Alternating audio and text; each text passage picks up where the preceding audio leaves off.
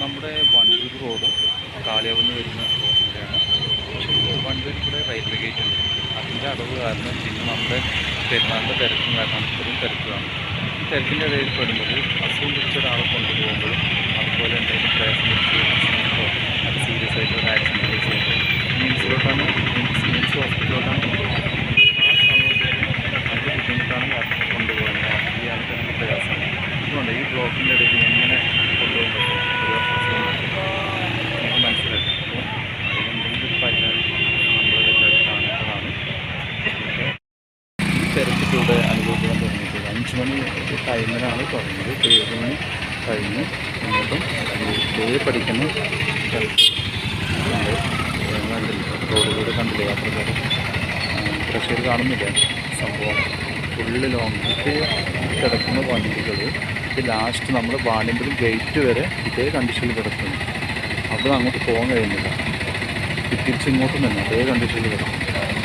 അപ്പോൾ വണ്ടിയും ഗേറ്റും കഴിഞ്ഞ് വണ്ടിയിൽ പോകുന്ന വണ്ടികൾക്ക് നമുക്ക് പ്രയാസമാണ്. മൊത്തം ഇങ്ങോട്ട് തിരിച്ച് കാളികാവ് ഭാഗത്തേക്കും അങ്ങോട്ടും ഇങ്ങോട്ടും പോകാൻ പ്രയാസപ്പെടാണ് ചെയ്യുന്നത്. അപ്പോൾ നല്ല പ്രയാസത്തിലാണ്. അപ്പോൾ നമുക്ക് എന്തെങ്കിലും ഒരു പരിഹാരം കാണണം. ഓക്കെ, റെയിൽവേ ഗേറ്റ് അടിച്ചതിൻ്റെ ഇതാണ് കാണുന്നത്. ബ്ലോക്കാണ്. ഈ വാണിയമ്പലത്തിൻ്റെ ഒരു പ്രശ്നം ഇതാണ്. നമ്മൾ എങ്ങനെയും ഒരു പരിഹാരം കാണാൻ നിർബന്ധമാണ്. നമ്മൾ ഒരു പെരുന്നാൾ വിശേഷ ദിവസങ്ങൾ വന്നിട്ടുണ്ട്. നമ്മളൊക്കെ ഒരുമിച്ച് ഇറങ്ങുന്ന സമയത്ത് വണ്ടികൾ ഇറങ്ങിയാൽ വാണിയമ്പലം ഭാഗത്ത് നിന്ന് വണ്ടൂരിൽ പോകാനും വണ്ടൂരിൽ നിന്ന് ഇങ്ങോട്ട് വരുന്ന വണ്ടികൾക്ക് പാസ് ചെയ്യാനും ഇപ്പോൾ ഭയങ്കര പ്രയാസത്തിലാണ്. ഇപ്പോൾ ഹായ് ഫ്രണ്ട്സ്, ഇപ്പോൾ റെയിൽവേ ഗേറ്റ് അടഞ്ഞു കിടക്കണം. അതിൻ്റെ പ്രശ്നത്തിലാണ് ഇപ്പോൾ ഇങ്ങനെ ബ്ലോക്ക് വരാൻ കാരണം.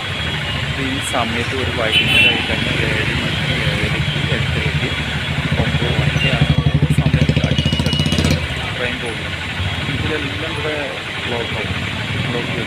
ഇതിലെല്ലാം യാത്രക്കാർ കുടുങ്ങി പോകും. യാത്രക്കാരും പോകുന്ന ആളുകളും എല്ലാവരും ഇതിലൊരു പരിഹാരം കാണാൻ നിർബന്ധമാണ്.